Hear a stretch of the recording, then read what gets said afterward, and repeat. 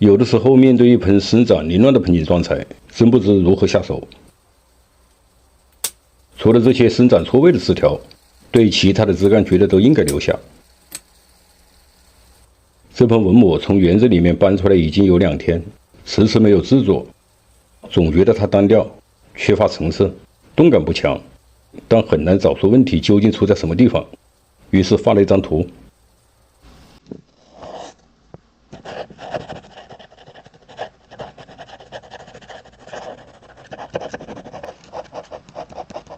按头制作，这样会感觉好一点。直盘茎的空间不足，没有留白，对这些侧枝控养不好，枝节过长，主要是没及时修剪，枝的流向也不明确，尤其是主干的过渡形成不明显。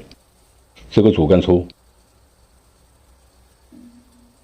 上端的蓄养不到位，而且这个顶有点高，这样看上去主干不流畅。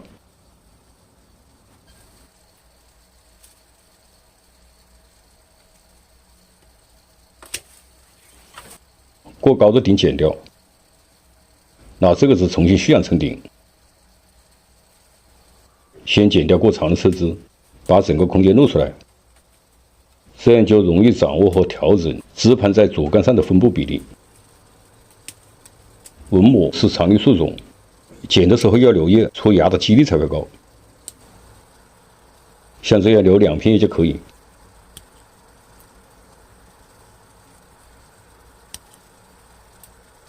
点的时候枝条要木字发，至少是要半木字发，这样才会在下端逼出芽来，将枝条缩短。大多数树种枝条没有木字发，修剪之后只会在顶端发芽，这一点我们在平时修剪中一定要注意。常绿与落叶树种的修剪是有所区分的，落叶树种是按芽点剪枝，常绿树种是按叶剪枝，这样才会在下端逼出芽来。剪掉之后就基本看出来了，2个枝盘上下的间距过小，因而就缺乏纵深感。把这个枝子过渡，断了枝剪掉。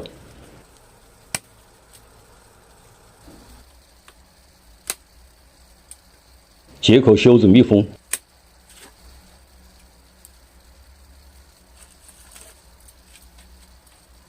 进行盘扎时，铝线的起点一定要固定好，不滑丝才不会伤皮层。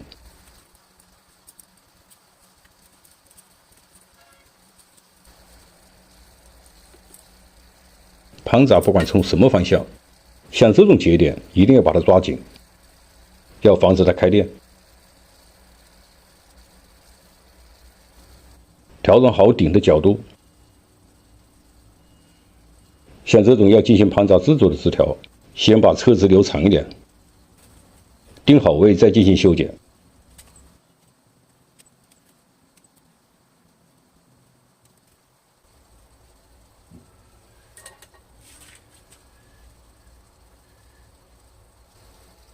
顶定好位，整个树的调整就有一个参考点，其他的枝以此为重心进行调整。树势动感的形成，就在对这些枝条的方向调整，要顺树势而为，形成枝盘错落，调这个枝，出枝往下，与上部的枝条形成扇形分布。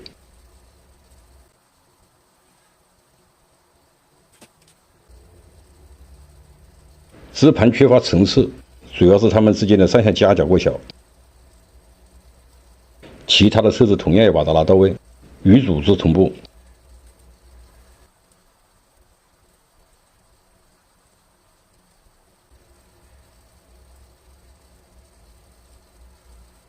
2个枝盘上下间距拉开，纵深感就明显增强，留有空白也多了一层想象空间。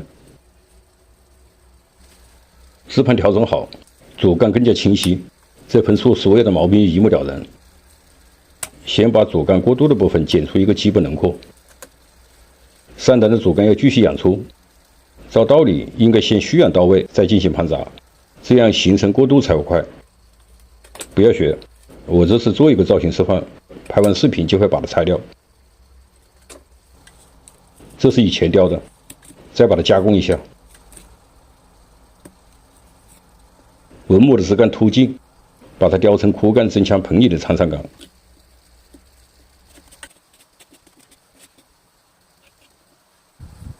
把皮层再去掉一部分，扩大它的枯干面。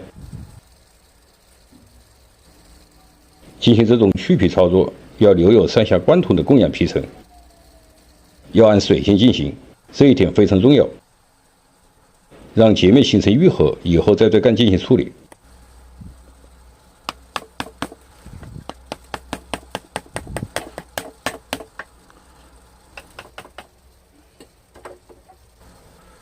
皮层开始愈合，再刷上石榴合剂，形成碳化面。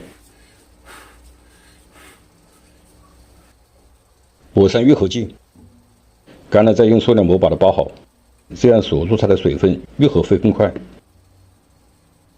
文木的抗性强，喜欢充足的阳光，也稍耐阴，比较适合阳台种养。关键是这种树常绿，养护的方法比较简单，2至4月份开出细小的红花也很漂亮。最后再说一点，盆景在制作加工时，最好是等盆土稍干一点再动手。这个声音就是盆土干了，浇水去。感谢您的收看，下期见。